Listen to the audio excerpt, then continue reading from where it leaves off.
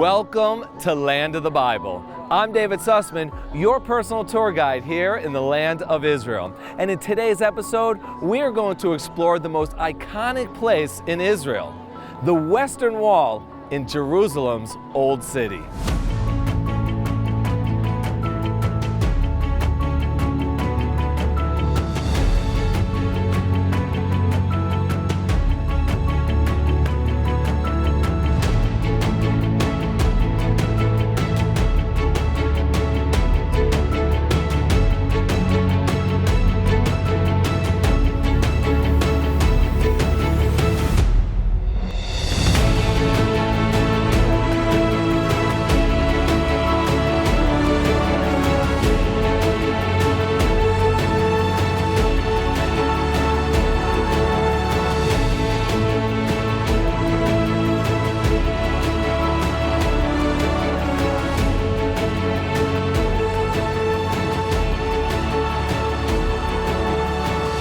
I'm standing here in the prayer plaza of the Western Wall, a place where people of all faiths can come to pray and to connect to God.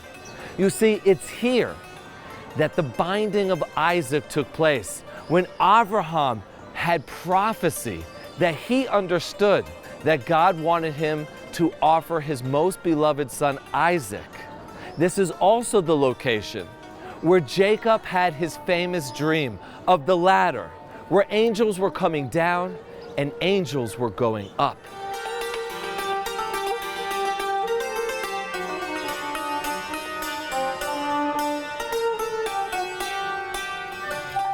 In addition to the outside prayer plaza, there's also a large indoor section that's air conditioned, making it quite pleasant during those hot summer months.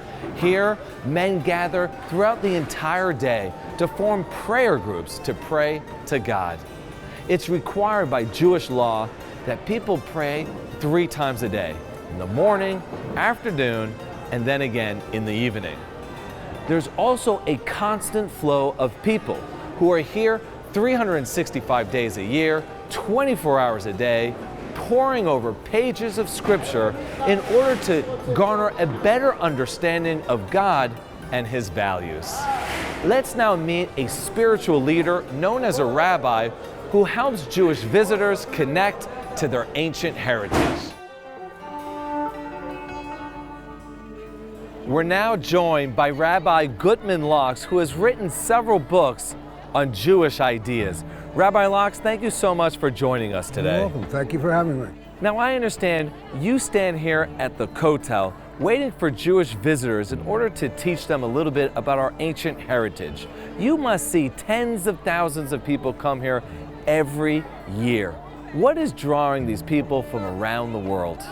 First off, it's not tens of thousands, it's hundreds of thousands.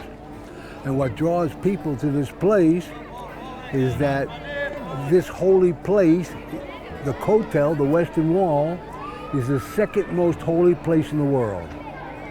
What is the most holy place in the world? The other side of the Western Wall, the Temple Mount. That's where the first temple stood, the second temple stood, and very soon when the Messiah comes, the third temple will stand. Now the question has to be, what's drawing people here? God is equally everywhere. God is infinite. There's no end. So what draws him here? You could find God anywhere. But here in this holy place, God makes it easier to find himself. That's why we come here. Now, why does God make himself easier to find in this place instead of another place? To draw us to the teachings of this place. And the teachings of this place are the Bible, the Holy Torah. All these people are drawn here to learn about God's wisdom. What impact do you think it has on them for the remainder of their lives? It depends on the individual. When you come into a holy place, you can either come into it the same way you go into a market store, or you can go into it the way you go into a holy place and look for something. If you look for it, you'll find it. If you don't look for it, it'll be like any other experience in your life. What you do with it will be dependent upon what you do with it after you leave. You learn about the teachings of the Torah. Amazing, Rabbi. You know, we have millions of viewers. What message do you have for them? Number one, God is everywhere. God is infinite. Do not worship a God that's not everywhere. You can find God wherever you are by doing good deeds. And when you do a good deed, look for God in your life. Amazing, Rabbi. Thank you so much for your powerful words. Enjoy your stay.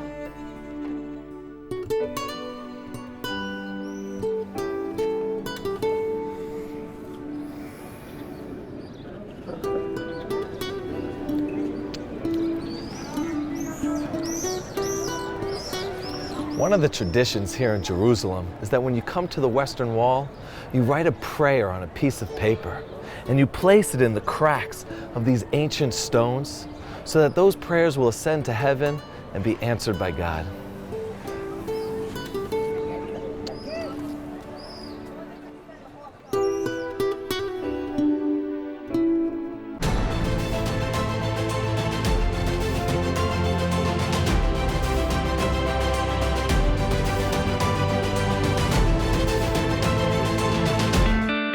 There are moments in life that define you and leave you forever transformed. Like a once-in-a-lifetime journey to the source of your faith.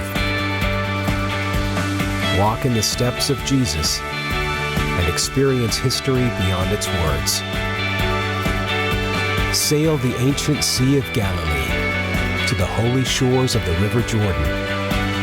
Your journey begins here. We just visited the Western Wall Prayer Plaza. What most people don't realize is that there's so much more to the Western Wall than just what we see here. In fact, what we see here is only roughly 180 feet, but the entire Western Wall extends for over 1,500 feet. But most of it is only viewable by taking the Western Wall tunnel tour underground. Let's go there now, where we'll be met by one of their expert guides for a portion of the tour. Come with me.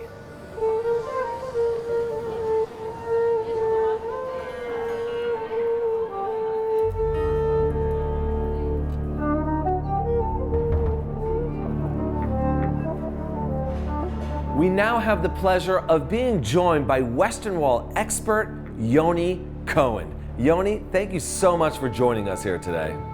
Before we get started in the tunnels themselves, tell us a little bit about the construction of the Second Temple.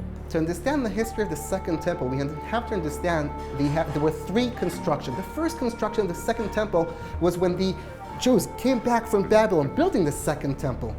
The Second Temple at first was a very, very small construction.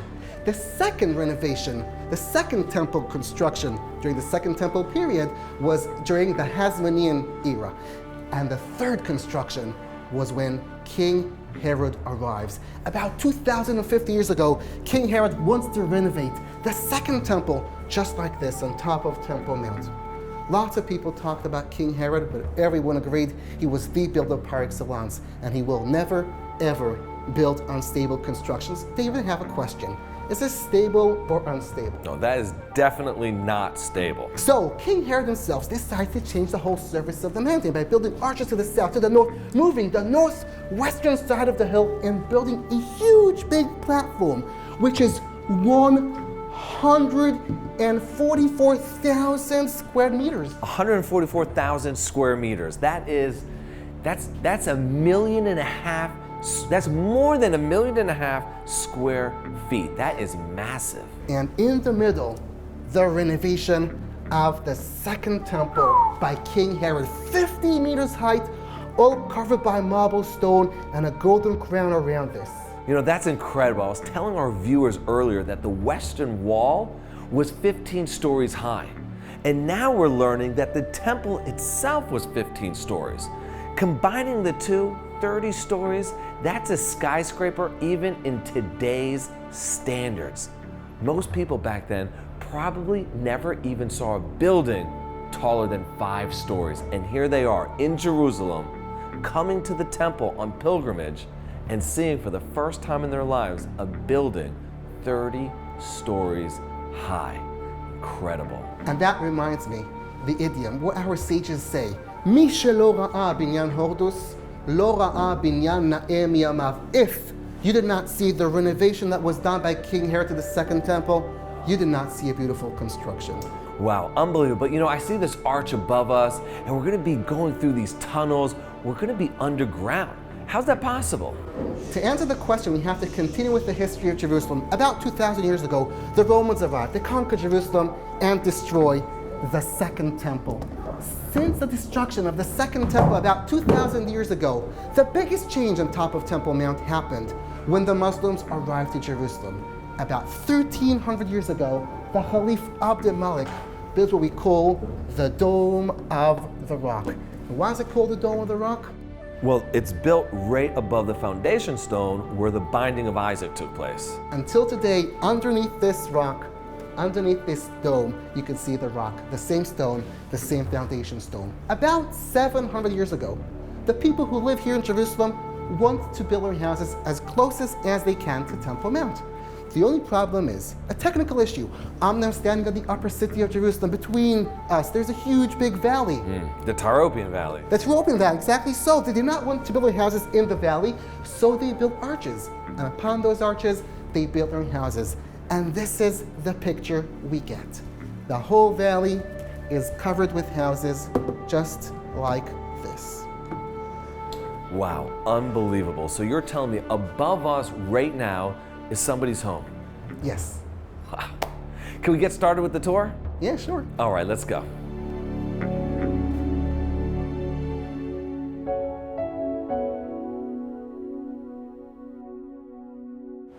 After walking for a few moments, this is the first time we arrived to the Western Wall. So first of all, we have to talk about directions to understand where we are. To my right is north, to my left is south, to my back is east, and to my front is west, which means if we touch the Western Wall continuing southwards, we get to the open plaza you mentioned earlier. What's interesting here right now is we're standing opposite the biggest stone, which was found in excavations in Israel. And when I mean the biggest stone, the original height of the stone, 3.3 meters, about 12 feet height.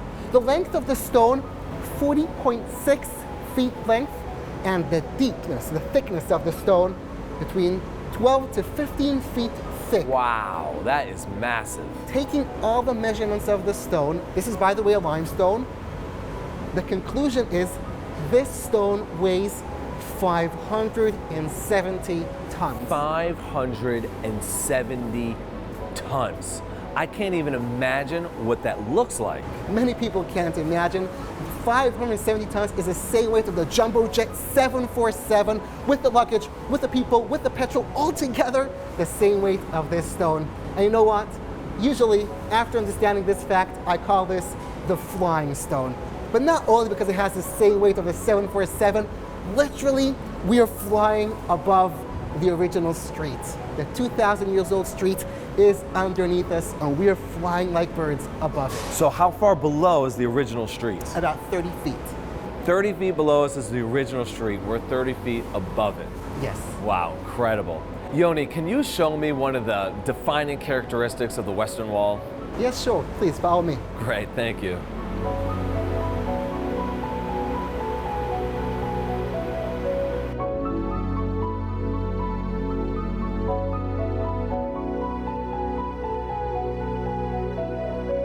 I'd like to stop here for a second to show you something very interesting. Right here we could see the unique construction of the Western Wall, the chiseling and the smoothing of the stone. Every layer of stone was pushed a bit further inside compared to the layer underneath it. No mortar between the stones themselves. Everything had to be perfectly done. Lots of effort invested with building the retaining walls themselves. So think about the effort invested in building the temple itself up in Temple Mount. Wow, Yoni, that's incredible. So you're telling me that each stone that was placed in the entire Temple Mount complex, the Western Wall, the Southern, Northern, Eastern, that no mortar was used to fasten the stones together, that they were interlocked perfectly in place, that 2,000 years later, it's still here? And as you get to see the classical inner frames and outer frames, the chiseling and the smoothing, yes. What a beautiful piece of art. Thank you, Yoni. Really appreciate that.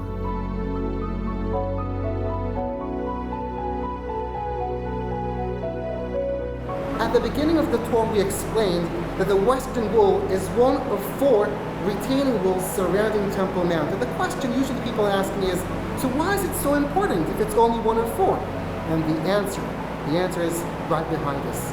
We're now standing opposite the Holy of Holies. Only 300 feet eastwards to us is the place of the binding of Isaac, the place of the foundation stone, the place where the first and second temple stood. 300 feet to the east stood the Ark of the Covenant, the place where, according to Judaism, is the spiritual gateway to the heavens, making this location literally the spiritual center for Jews around the world and really for anybody who believes in God. This is incredible. And from the entire length of the western wall, we're now the closest we could stand opposite the Holy of Holies. David, I have to go then. Yoni, we really appreciate your time and we wish you the best of luck. Thank you so much. Thank you. Enjoy the rest of your tour here. Folks, we are going to continue north as we explore more of the Western Wall Tunnel Tour.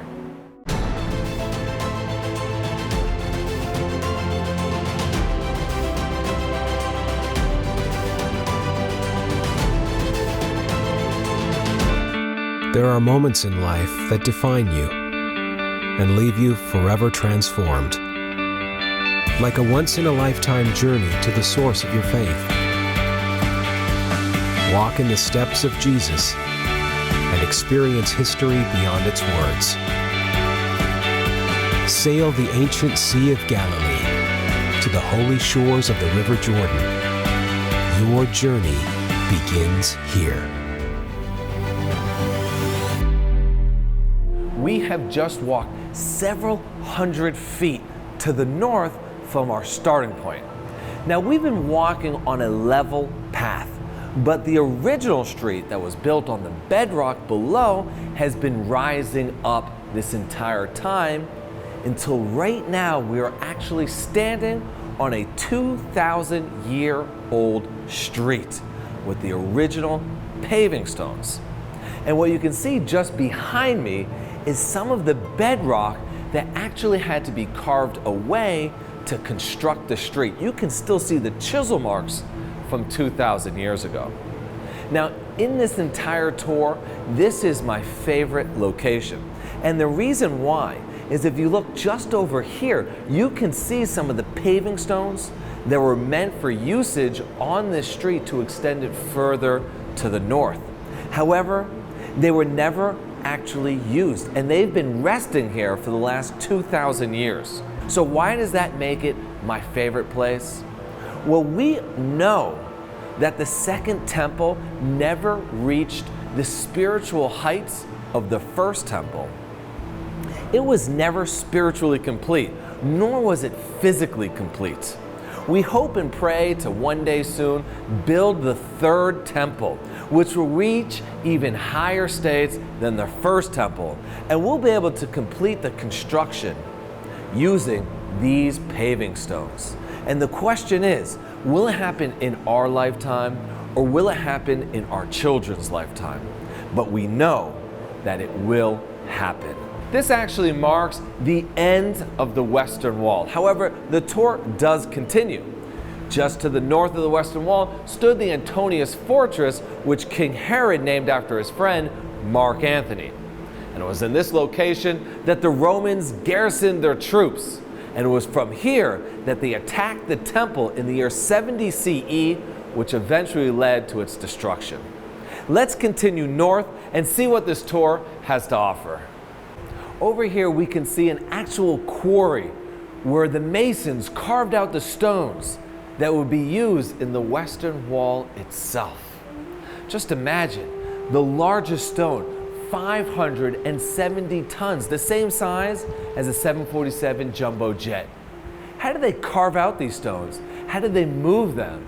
And even better yet, how did they lift them? Sometimes 50, 100, and even 150 feet high. Well, in order to understand that, the Western Wall Tunnel Tours provides an animated movie which shows some of the leading theories of exactly how they did it. Let's continue as we explore more of the tunnels.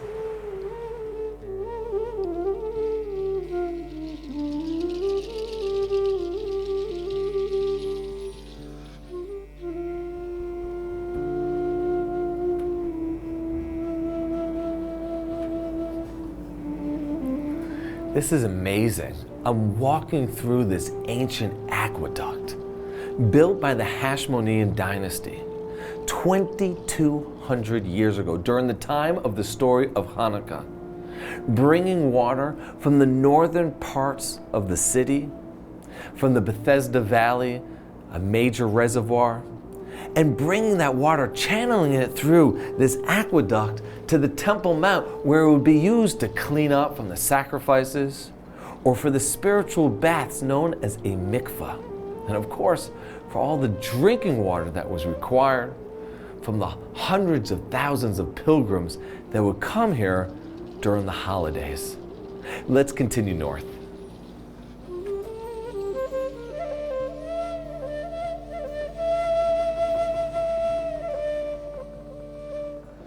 This is the last room of the Western Wall tunnel tour. And you can see below me this small pool of water. Well, this is just a small portion of a much greater reservoir that existed here during the Second Temple period. Because we are standing right in the middle of the Bethesda Valley, the location where they gathered the water from the northern parts of the city in order to channel it through the aqueduct that we just walked through. So what is this water doing here today?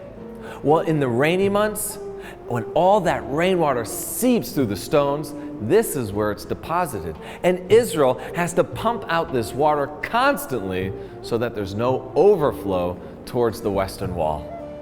Now, on a normal tour of the Western Wall tunnels, you would exit onto the Via della Rosa. But we are going to head back to the southern section of the Western Wall. Join me now. We just finished up the Western Wall tunnel tour on the most northern end of the Western Wall. And now we find ourselves here on the Southern Wall excavations, otherwise known as the Davidson Archaeological Park, named after the famous Jewish philanthropist William Davidson, who donated much of the money required for these excavations. Behind me, you can see the corner between the Western Wall and the Southern Wall extending towards the east. Let's go now down to the street level of the Western Wall to explore some of the ruins that we'll find there. We are now standing at the beginning of the street that spans the entire length of the Western Wall. In fact, if you remember, at the end of the tunnel tour, we were standing at the very end of the street. But from here, you get a real sense of the grandeur of ancient Jerusalem, with the beautiful shops and the long corridor and the incredible architecture. Let's now go down below to see some of the destruction that happened here in the year 70 CE when the Romans destroyed the temple. This is so cool. I am standing on the Herodian street constructed over 2,000 years ago as part of the Temple Mount complex. And right here you can see the destruction caused when the Romans, who destroyed the temple in the year 70 CE, literally pushed over the stones all the way up at the very, very top of the Western Wall, 153 feet high. 15 stories, those stones came crashing down, and you can literally see the amount of damage it caused here, pushing the stones into the earth with such tremendous force. But that's not the only destruction you can see. You can see the charred remains of the stores that were built right up against the wall that were selling various objects. You can still see the blackened stones. Let's continue as we learn more about the Western Wall and the Temple Mount complex. One of the most impressive finds here in the Southern Wall excavations is the stone that I'm standing next to now. This is the top cornerstone between the Western Wall and the Southern Wall. It's literally one stone carved out, not two coming together. But that's not what makes it so impressive. It's the stone inscription you can see over here that says Lebet ha-Tekiyah Lahavdil. meaning the location where the sounding of the difference took place. What were they talking about? They were talking about the difference between the work days, the mundane days, and the holy day of the Sabbath, known in Hebrew as the Shabbat. Right as the sun was setting and the stars began to come out, a priest would walk up to this location and sound the trumpet, letting everybody in Jerusalem know that the Sabbath was about to arrive. In fact, today, here in Jerusalem, in many of the neighborhoods, a siren is sounded 40 minutes before the Sabbath has arrived, letting everybody know that Shabbat is coming. In addition to the wonderful ruins that we just saw outside, the Davidson Archaeological Park also boasts a wonderful museum inside. The museum features many of the relics that were discovered in this area, including ancient coins, oil lamps, weights, vessels, as well as one of the oldest inscriptions ever discovered here in Jerusalem.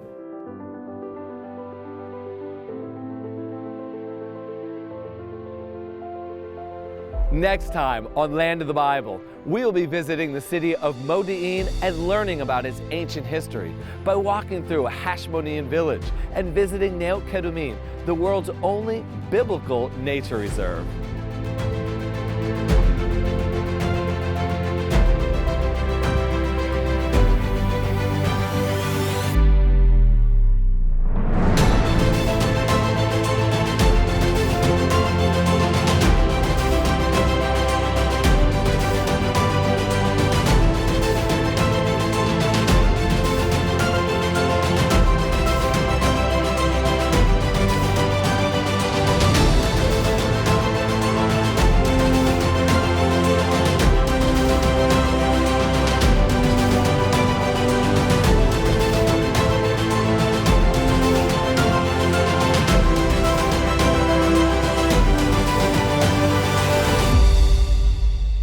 Thank you for watching today as we explored the Western Wall.